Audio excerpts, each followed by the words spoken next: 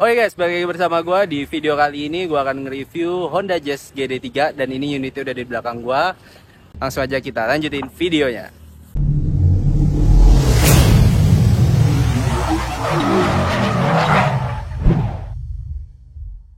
Oke guys, jadi kita akan bahas dari segi eksterior dulu.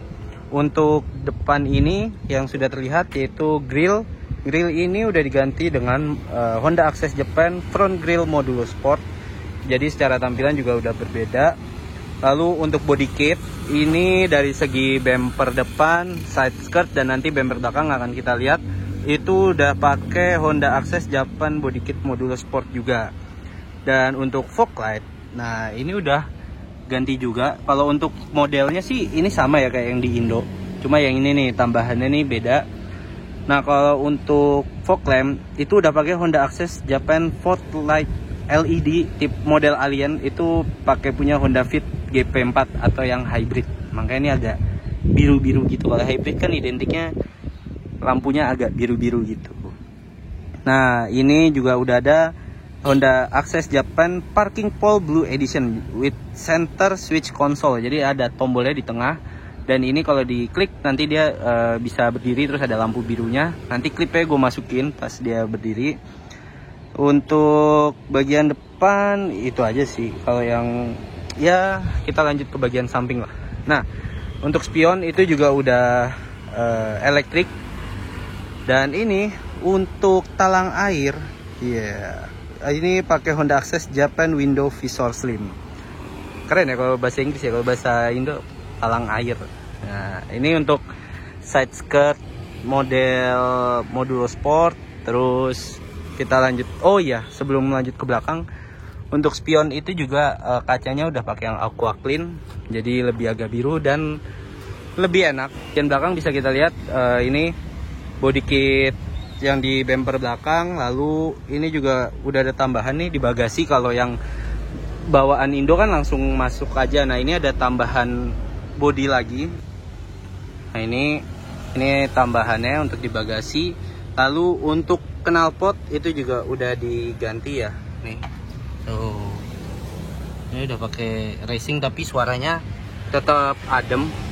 Dan ini pakai Honda Access Japan Muffler Modulo. Jadi resmi juga knalpotnya, harganya juga mahal. Dan untuk frame plat depan belakang pakai punya Honda Access juga. Untuk ini ada tambahan garnish sedikit di belakang, itu carbon rear garnish custom. Dan ini senada sama yang di engine bay, nanti akan kita lihat gitu.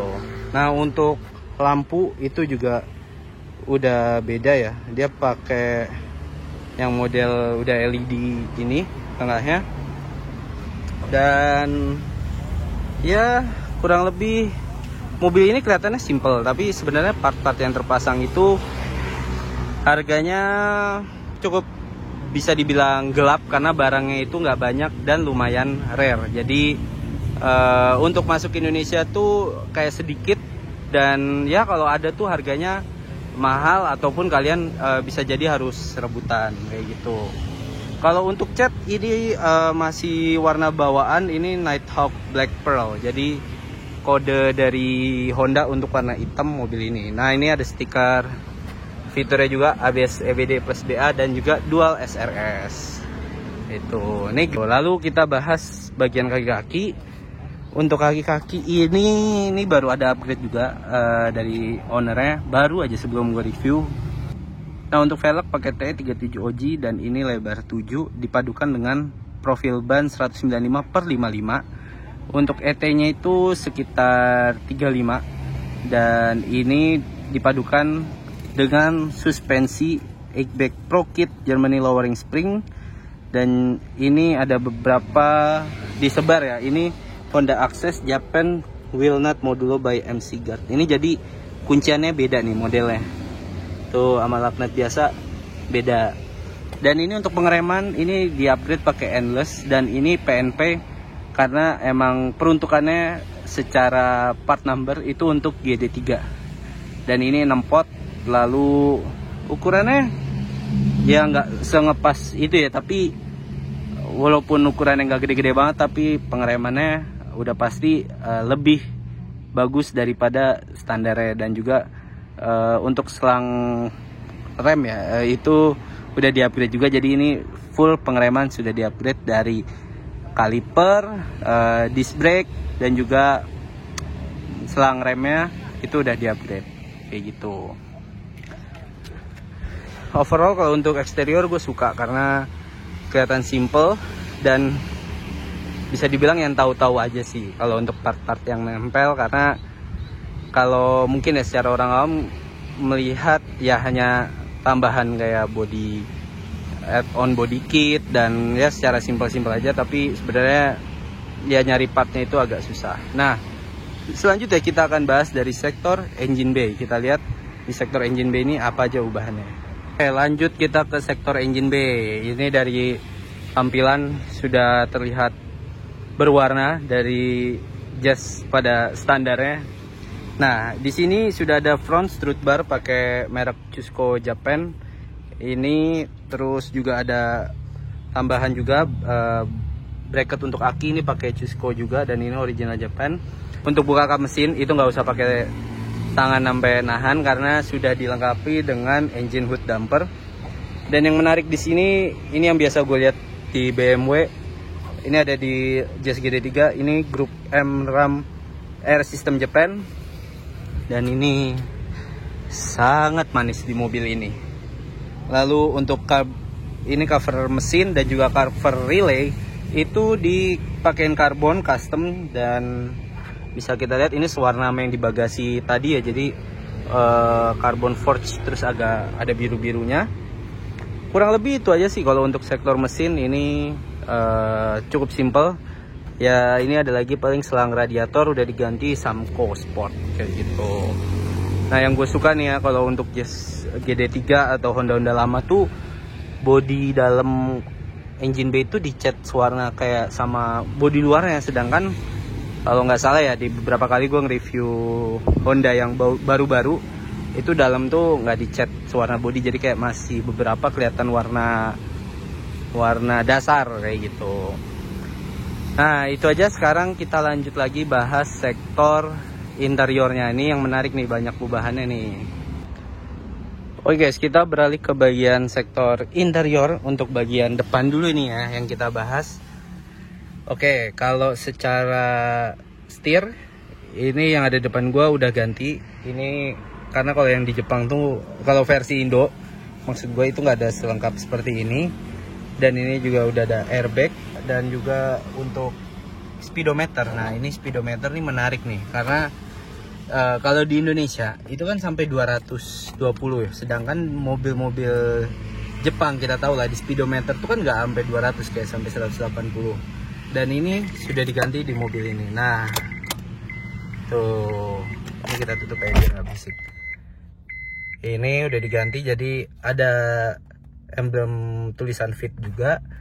Dan ya jadi sampai 180. Dan di sini fiturnya juga lengkap loh. Ini ada average BBM ya dari mobil ini berapa, dan ini 12,7. Ya menurut gue irit lah. Untuk gue gak bisa berkata-kata, ini gue kayak lagi di mobil yang modern banget loh. AC juga udah digital. Ini tuh pakai Honda Fit Type S digital AC. Ini full function juga, jadi semua fiturnya berfungsi. Untuk head unit juga udah pakai Pioneer. Dan di sini nih ya guys, yang gue bilang ini adalah tombol parking pullnya. Jadi kalau tadi kan dari depan tuh di sebelah situ ya, ini kelihatan ya, coba ya kita hidupkan. Nah itu dia akan muncul gitu, jadi kalau mau parking kita bisa ambil ancang-ancangnya dari parking pole itu. Untuk audio juga udah di-upgrade karena ini udah ada tambahan juga. Nah fitur yang menarik tuh salah satunya juga ini ada auto light Honda Access. Jadi kalau ini semakin gelap pas kita mengemudi, itu lampu menjadi auto nyala. Ini juga resmi nih Honda Access. Oke, wah. Sampai hal-hal kayak gitu juga ownernya melengkapi lah untuk di mobil ini. Dan untuk jok itu juga ini kayaknya sepengalaman gue naik GD3 udah beda nih. Terus armrest juga ini punya Jepang. Terus Headlight switchnya juga Jepang. Intermittennya juga switchnya Jepang. Ini yang lumayan langka katanya. Lalu untuk Power Master window switchnya itu udah ada illuminatornya juga. Nah, dan untuk beberapa ini ada fitur-fitur atau tambahan juga di bagian belakang. Ini kalau untuk depan kurang lebih ya seperti ini. Coba kita lanjut ya ke bagian belakang, karena bagian belakang ini masih banyak fitur-fitur yang menarik. Nah, ini juga ada lampunya nih kalau kita buka pintu. Terus kalau ditutup dia jadi mati. Nah, ini kalau kita buka ya. Oke, kita lanjut ke bagian belakang. Oke, kita lanjut ke bagian bagasi. Di sini yang sangat berbeda atau sebagai pelengkap yaitu ada tray dan juga ada tonneau cover. Ini yang ininya. Nah, ini harus ditarik terus sampai inilah ke sini. Itu jadi bisa buat naruh barang, terus melindungi barang juga, privasi yang ada di sini. Ini dan ya ini juga audio tertata rapi, jadi dibikinin cover lagi. Jadi ini ini. Nah, jadi kalau mau buka untuk bagian misalkan ngambil ban serep itu nggak perlu buka sepenuh langsung semuanya, tapi cukup dari sisi yang sebelah sini aja kayak gitu. Jadi ini tertata rapi.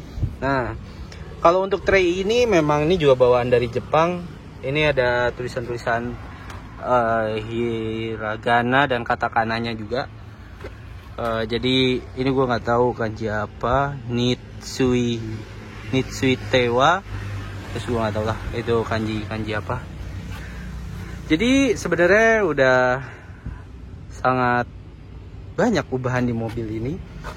Dan untuk belakang aja juga ditambahin strut bar lagi. Ini pakai merek Cusco juga, sehingga untuk kestabilan dan kerigitan, jika di rigidnya kalau dibawa ngebut itu pastinya lebih stabil daripada tanpa strut bar. Ini udah depan belakang kan pasti tambah rigid, cuma ya di balik rigid itu ada resikonya kayak mungkin tambah keras ya. Itu beberapa orang merasakan sih kayak gitu, cuma kalau untuk stabil ya stabil banget kayak gitu. Nah, ini untuk review kali ini mungkin sekedar itu aja yang bisa gue jelasin, karena ini ubahannya juga lumayan banyak dan beberapa memang part yang PNP. Cuma dari part-part yang PNP ini itu kesulitannya mungkin di pinter-pinter nyari barang-barang dari Jepang, dan kalian harus punya link ke sana sini untuk nyari beberapa part-part Jepangnya ini. Oke guys, sebelum gue closing video ini, ada satu juga yang belum gue jelasin. Ini cover seat itu pakai punya Modulo, Honda Modulo. Jadi Honda Modulo itu ada dua, warna biru dan merah. Nah, ini salah satu yang pakai yang warna merah, dan ini sama untuk jok belakang dan juga jok depan. Jadi ya kurang lebih untuk fitur jadi tambah lengkap dan juga tambah nyaman. Ini keren banget. Ini bangunnya yang gue akuin susah nyari barang-barangnya sih kalau buat gue ya, karena gue nggak tahu harus nyari barangnya ke siapa. Walaupun beberapa tuh gue tahu sih, kayak di deket-deket Jogja tuh ada yang orang Magelang atau mana itu Kataya Parts, itu juga jual-jual part Jepang. Jadi kalian kalau mau nyari part Jepang terutama buat Honda, entah Honda Jazz, Freed, itu dia kayaknya ready. Jadi kalian bisa hubungin ke sana juga.